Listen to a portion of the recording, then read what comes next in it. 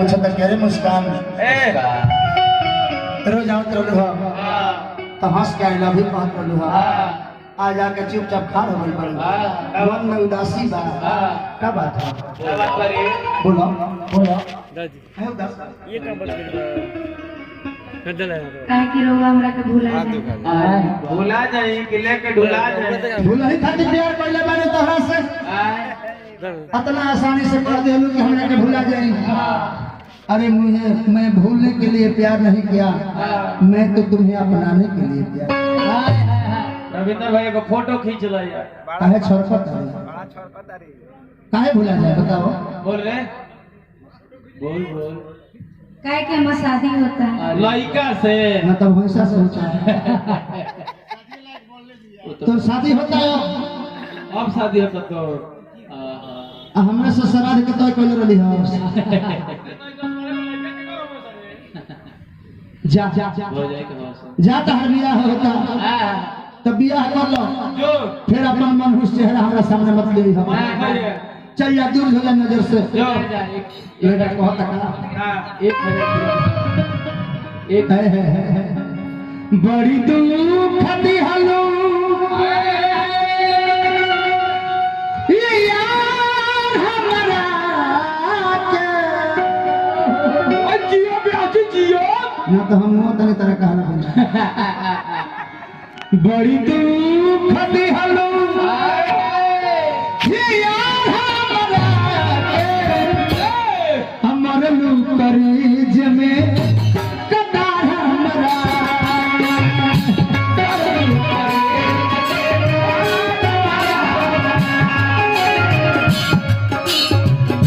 मरल करे जमे कतार हमरा के मरल करे जमे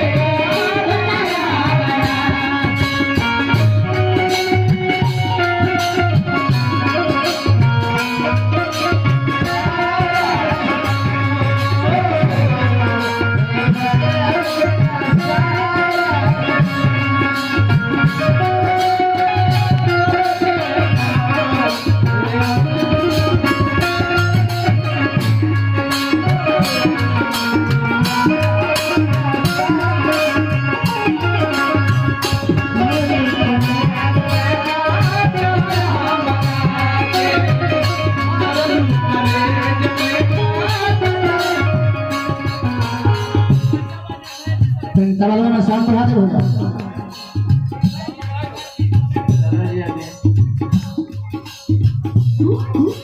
मुखिया जी हमें पुरस्कार दे बनी लाल बाबू भैया चलवा से संग संग हमारा शिष्य मुकेश बाबू पुरस्कार दे बनी श्री बाबूलाल यादव जी मुखिया जी पुरस्कार देनी बार बार प्रणाम मुखिया जी के भगवान से प्रार्थना करो शुभकामना खातिर प्यार कोई जननी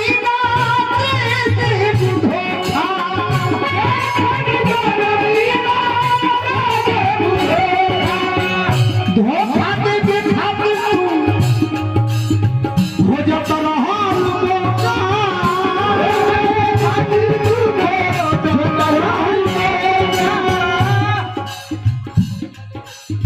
बाबू नीतीश कुमार जी पुरस्कार देनी फिर मुकेश बाबू पुरस्कार देने वाली दोनों भाई पुरस्कार देने सब भगवान से प्रार्थना करो शुभकामना खातिर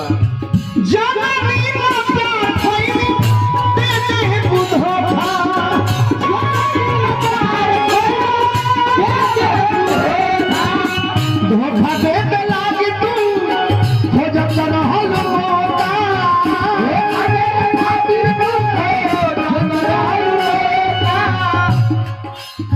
पिंटू भैया हमें पुरस्कार दिले बनी भगवान से प्रार्थना करो शुभकामना खातिर स्वस्थ रही मस्त रही भगवान से प्रार्थना करो दिहालू जिंदगिया गुजार हमरा